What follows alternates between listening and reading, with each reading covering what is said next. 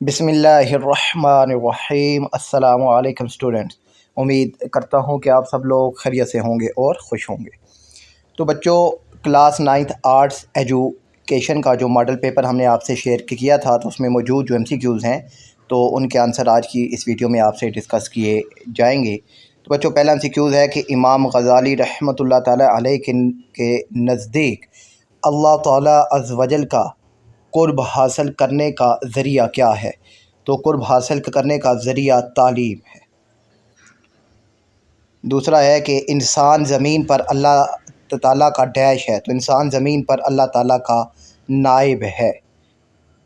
Third ہے محمد صلی اللہ علیہ وآلہ وسلم نے فرمایا، بے شک مجھے ڈیش بنا کر بھیجا گیا، تو بے شک مجھے معلم بنا کر بھیجا گیا۔ اور فورتھ ہے کہ امام ابو حنیفہ رحمۃ اللہ تعالیٰ علیہ ایک مشہور مفکر اور فقیہ تھے، یعنی ماہر تعلیم تھے۔ پانچواں ہے صنعتی معاشرے میں تعلیم ڈیش کے گرد گھومتی ہے، تو صنعتی معاشرے میں تعلیم مہارت کے گرد گھومتی ہے۔ اور سکس ہے کہ ثقافت کی تشکیل نو تعلیم کے ڈیش ہے، تو تعلیم کے دائرہ کار ہیں۔ ساتواں ہے تعلیم ایک ڈیش عمل ہے، تعلیم ایک مسلسل عمل ہے جو تا حیات جاری رہتا ہے، یعنی انسان جو ہے بڑھاپے میں بھی تعلیم حاصل کر سکتا ہے۔ آٹھواں ہے کہ لڑکوں میں بلوغت کا آغاز 14 سال کی عمر میں ہوتا ہے، اور لڑکیوں میں جو ہے وہ 9 سال سے 14 سال کے درمیان شروع ہوتا ہے۔ اور 9th ہے نشو و نما کے ڈیش ادوار ہیں، تو نشو و نما کے 5 ادوار ہیں، ٹھیک ہے، نشو و نما کے 5 ادوار ہیں۔ پہلا ہے جی بچپن، لڑکپن، بلوغت، جوانی اور بڑھاپا، یہ 5 ہیں۔ اور 10واں ہے کہ گھر کی تربیت میں کیا چیز شامل ہے؟ تو گھر کی تربیت میں شامل ہے اٹھنا بیٹھنا اور بول چال۔ اٹھنا بیٹھنا اور بول چال یہ گھر والوں کی ذمہ داری ہوتی ہے بچوں کو سکھانا۔ اور اس کے بعد 11th ہے بچوں کہ گھر بچوں کی ڈیش انداز میں تربیت کرتا ہے، تو گھر بچوں کی جو ہے غیر رسمی انداز میں تعلیم کرتا ہے، تربیت کرتا ہے، ٹھیک ہے۔ رسمی تعلیم وہ تعلیم ہوتی ہے جو باقاعدہ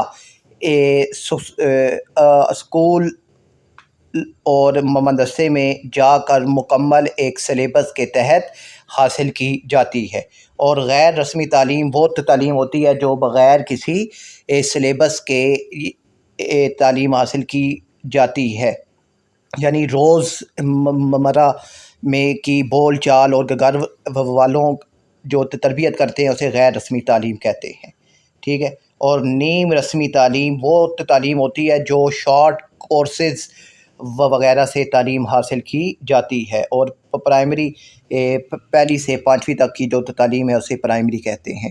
اور 12th ہے کہ قد، وزن اور جلد کے رنگ میں فرق کو ڈیش اختلافات کہتے ہیں، تو اسے جسمانی اختلافات کہتے ہیں۔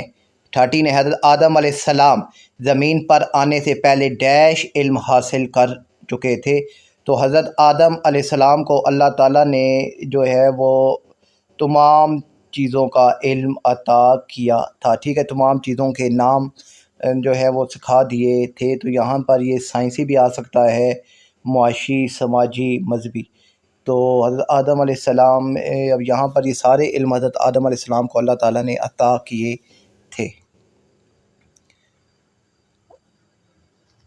اور 14 ہے کہ ڈیش کو چھوٹا معاشرہ کہہ سکتے ہیں، تو گھر کو ایک چھوٹا معاشرہ کہہ سکتے ہیں۔ 15 ہے پاکستان کے لوگوں کی اکثریت ڈیش ہے، تو پاکستان کے لوگوں کی اکثریت ناخواندہ ہے، یعنی پڑھے لکھے نہیں ہے، اور خواندہ وہ لوگ جو پڑھے لکھے ہوتے ہیں۔ نیم خواندہ جو ہیں وہ انہیں کچھ تھوڑا بہت پڑھنا لکھنا آتا ہے، اور تربیت یافتہ وہ لوگ ہوتے ہیں جنہوں نے باقاعدہ کسی کام کی میں مہارت حاصل کی ہو اور اس کام کی تربیت حاصل کی ہو۔ اور بچوں یہ جو آپشن ہے 13 والا، اگر اس کا جواب آپ کو کوئی اور ملتا ہے تو مجھے کمنٹ سیکشن میں لازمی بتائیے گا، اور ان MCQs کی تیاری لازمی کیجیے گا۔ اپنا خیال رکھیے گا۔ اللہ حافظ۔